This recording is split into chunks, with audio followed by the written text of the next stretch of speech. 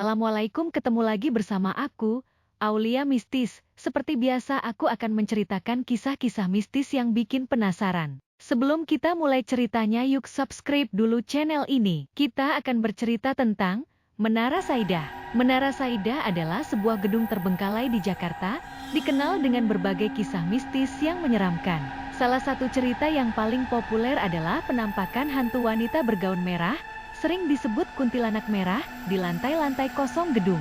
Selain itu, ada pula cerita tentang suara tangisan pilu di basement, penampakan keranda mayat, dan lampu yang menyala sendiri di malam hari. Mitos yang beredar juga menyebutkan bahwa gedung ini dibangun di atas lahan kuburan yang menambah kesan angker. Berikut beberapa kisah mistis yang paling banyak diceritakan tentang Menara Saidah. Penampakan kuntilanak merah. Banyak orang mengaku pernah melihat sosok wanita bergaun merah, terutama di lantai-lantai kosong gedung. Sosok ini sering digambarkan berdiri diam, lalu menghilang begitu didekati. Suara tangisan di basement. Suara tangisan pilu sering terdengar di area basement gedung, yang kini jarang dikunjungi. Penampakan keranda mayat. Beberapa saksi mata mengaku pernah melihat keranda mayat melayang di dalam gedung, yang kemudian menghilang begitu saja. Lampu menyala sendiri. Lampu-lampu di beberapa lantai gedung dilaporkan menyala sendiri di malam hari, meskipun petugas keamanan memastikan bahwa lampu gedung tidak pernah dinyalakan. Dibangun di atas kuburan. Mitos yang paling umum adalah bahwa Menara Saidah dibangun di atas lahan bekas kuburan. Penunggu lift.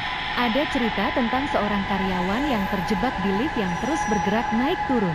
Sementara lift di lantai lain juga berhenti di lantai yang sama dengan pintu terbuka. Koloni siluman. Ada cerita tentang koloni siluman yang tinggal di dasar gedung yang dianggap sebagai bagian dari praktik pesugihan.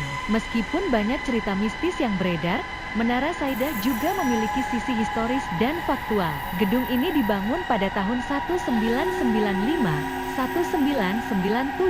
Awalnya bernama Gedung Drasindo, lalu berganti nama menjadi Menara Saidah setelah dilelang dan dimenangkan oleh keluarga Saidah Abu Bakar.